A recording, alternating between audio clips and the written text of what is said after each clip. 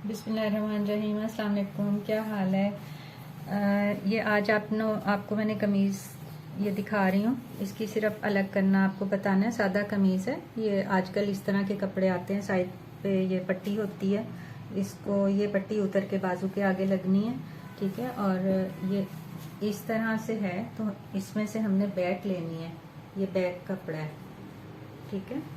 تو اب یہ ہے کہ یہ جو یہ سینٹر والا ایریا بنا ہے، اس کا ہم نے سینٹر کر لینا ہے پہلے، تو پھر اس کو فولڈ کر کے تو علیحدہ کرنا ہے۔ اس کو دیکھ لیتے ہیں کتنا ہے، یہ تقریباً 6.25 ہے، 7 سے 2 پوائنٹ کم، تو یہ بنے گا تقریباً 3.5 سے 1 پوائنٹ پیچھے، ٹھیک ہے۔ یہ سینٹر کر لیا ہم نے، تو یہاں سے ہم نے اس کو ڈبل کرنا ہے۔ اور آپ کی آسانی کے لیے یہ بھی بتا دوں کہ یہ جو باہر والے نشان ہیں، ان دونوں کو آپ آپس میں یوں ملا لیں گے اس طرح، تو سینٹر خود بخود ہو جاتا ہے، ٹھیک ہے۔ تو اسی طرح سے ہم نے یہاں سے بھی اس کو دیکھ لینا ہے، اور پھر ہم نے اس کی لمبائی اور چوڑائی اتار لینی ہے۔ یہاں سے بھی یہ دونوں کو آپس میں ملا کے اوپر اور نیچے والا جو ہے، یہ بازو میں نے اس کے ساتھ سے علیحدہ کر لیا ہے، اس کو سائڈ پہ کر دیتے ہیں۔ اور قمیض کا یہ والا جو حصہ ہے بلو، اور یہ والا یہ سینٹر ہے، ان دونوں کو ملا کے تو سینٹر کر کے اب ہم یہاں سے ایک سائڈ سے چوڑائی لیں گے۔ اب میں سیٹ کر کے آپ کو دکھاتی ہوں۔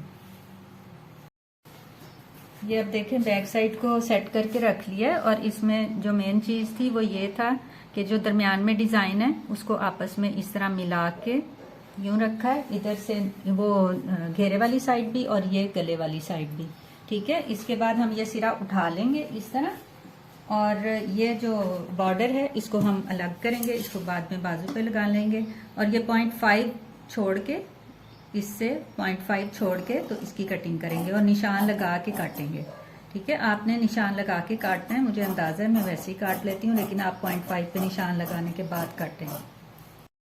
یہ اب بیک سائڈ کی ہم نے چوڑائی لینی ہے، تو اس کا دامن جو ہے، چوڑائی دامن یہ 23 انچ تیار ہے، تو ہم نے 25 انچ لینا ہے، 2 انچ زائد کر کے، تو اس کا ہاف جو ہے 12.5 بنے گا۔ تو یہاں بن سائڈ پہ رکھ کے میں 12.5 پہ نشان لگاؤں گی، اور چوڑائی اس طرح لینی ہے، اور لمبائی جتنی ہم نے تیار کرنی ہے اس میں 2 انچ پلس کر کے۔ تو یہ میں اب اتار کے لے کے آپ کو دکھاتی ہوں۔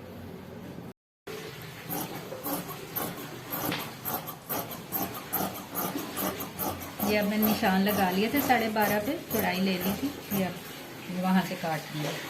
یہ لمبائی سے جو زائد تھا وہ الگ کر دیا، گلے والی سائڈ سے کیا، کیونکہ نیچے والا بارڈر جو ہے وہ پورا لے کر آنا ہے اندر۔ یہ بارڈر جو ہے نا وہ گھیرے پہ ہم نے لے کر آنا ہے، یہاں سے ٹیڑھا ہے، اس کو میں سیدھا کر دیتی ہوں۔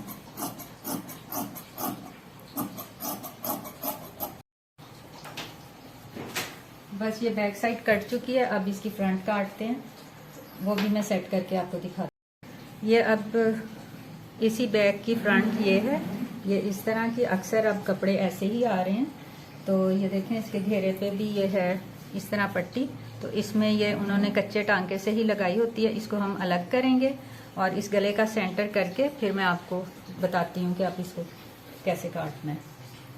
جی اب اس کو دیکھیں کہ اس کو ہم نے دیکھنا ہے کہ یہ نارمل ہے، یہ 5.5 ہے، یہ بڑا نہیں ہو سکتا، ہماری مجبوری ہے، 6 پہ نہیں ہم لے کے آ سکتے، لیکن اگر بڑا ہو تو اس کو چھوٹا کیا جا سکتا ہے۔ بہرحال اس کا ہم نے اس کو کاٹنے کے لیے یہ کرنا ہے کہ 5.5 کا سینٹر کر لینا ہے پہلے، تو وہ 3.25 پہ بن جاتا ہے، ٹھیک ہے۔ یہاں ہم نشان لگا لیں گے سینٹر میں 3.25 پہ،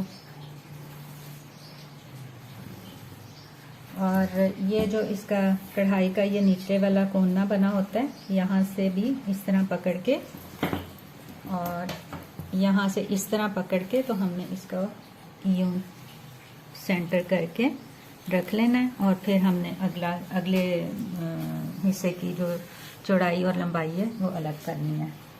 تو یہ دیکھیں اس طرح، اب ہم اس کے اوپر بیک سائڈ رکھیں گے تو اس کے حساب سے اس کو کاٹ لیں گے آسانی کے ساتھ۔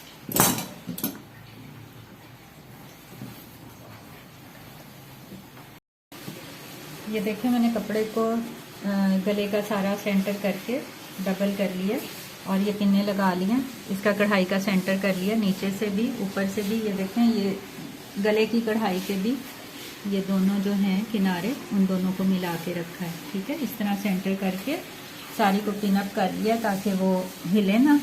और सेंटर हमारे पास आ चुका है। अब ये बैक साइड जो है इसकी बंद साइड भी इस बंद साइड के ऊपर बिल्कुल किनारे के साथ किनारा मिला के रखेंगे। ये गला आप देख रहे होंगे कढ़ाई से ऊपर 1 इंच है, तो ये जो तैयार है ना ये 6 इंच है। वी शेप में तकरीबन बना हुआ है, तो मैंने यहाँ से बंद साइड से 7 इंच रख के ऊपर से जायद अलग कर दिए। और ये जो 1 इंच ऊपर है ये कुछ कटिंग में निकल जाएगा, कुछ सिलाई में चला जाएगा, तो इस तरह गला नॉर्मल तैयार हो जाएगा। अब ये बैक साइड को इसके बराबर यहाँ से रखने के बाद सारा सेट करेंगे और जो चौड़ाई से जायद कपड़ा है वो अलहदा कर देंगे, चौड़ाई से भी और लंबाई से भी।